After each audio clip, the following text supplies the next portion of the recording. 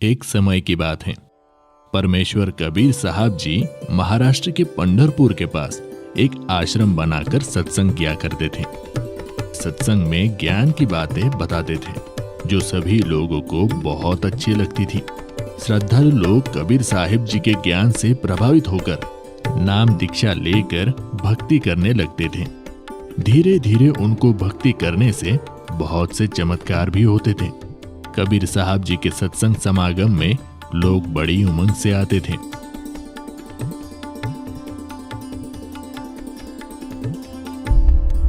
उन्हीं भक्तों में से एक भक्त का नाम रंका था।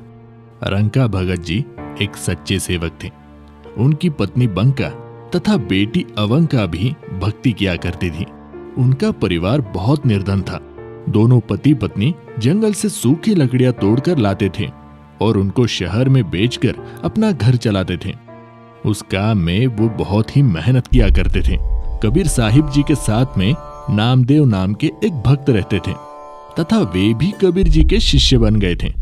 एक दिन उन्होंने अपने गुरुदेव कबीर जी से प्रार्थना की और बोले, हे गुरुदेव, आपके भगत रंका बहुत निर्धन है। ये जंगल से लकड़ियां तोड़ कर लाते हैं और उसको शहर में ले जाकर बेचते हैं। वहां से धन इनको प्राप्त होता है और उससे ये अपना गुजारा बड़ी मुश्किल से कर पाते हैं। इनका शरीर भी बहुत कमजोर हो गया है। पूरा दिन मेहनत करने में लगे रहते हैं, इसलिए भक्ति करने का समय भी बहुत ही कम मिलता है। इनको कुछ धन प्रदान कीजिए ताकि इनका निर्वाह ठीक से हो सके। कबीर साहिब जी ने कहा, भक्त नामदेव, मैंने इनको धन देने की बहुत बार कोशिश की, परंतु ये लेते ही नहीं। हे गुरुदेव, आप फिर से धन दीजिए, ये अब की बार अवश्य लेंगे। बड़े दुखी है दोनों। ठीक है बेटा, समय आने दो। एक दिन रंका और बंका रोजाना की तरह जंगल से लकड़ियां सिर पर लेकर आ रहे थे। जिस रास्ते से वे दोनों आ रहे थे तो कबीर जी अपने शिष्य नामदेव जी को साथ लेकर उसी रास्ते पर आ गए।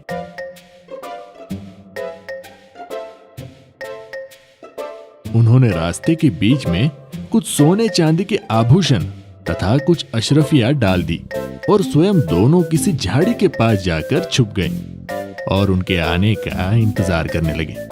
कुछ देर बाद रंका लकड़ियां सिर पर लेकर आगे आगे चल रहा था। उनकी पत्नी बंका भी पीछे पीछे लकड़ियां लेकर आ रही थी। अचानक रंका की नजर नीचे पड़ी। उसने देखा कि सोने चांदी के आभूषण तथा अशरफियां पड़ी हुई है। अरे, इस घने जंगल में ये किसका धन गिर गया है? यहाँ तो कोई भी आसपास दिखाई नहीं दे रहा है। ये धन जिसका भी होगा, ऐसे हम प्रयोग भी नहीं कर सकते। लेकिन मेरी पत्नी मेरे पीछे पीछे आ रही है। कहीं उसकी नजर इन पर पड़ गई तो वो भक्ति में विचलित हो सकती है, क्योंकि स्त्री को आभूषण बहुत प्रिय होते हैं। कहीं उसके मन में लालच आ गया तो सारा काम बिगड़ जाएगा। ये विचार करके सारे धन को छुपाने के लिए उस पर पैरों से मिट्टी डालने लग गया। बंका की नजर अपने पति की गतिविधियों पर पड़ी तो उसे बात समझते देर न लगी और दूर से ही कहने लगी, चलो चलो भगत जी, मिट्टी पे मिट्टी क्यों डाल रहे हो? हाँ हाँ, चलो घर चलते हैं, आज तो बहुत देर हो गई। फिर दोनों पति पत्नी उस सारे धन को लांघकर घर चले गए।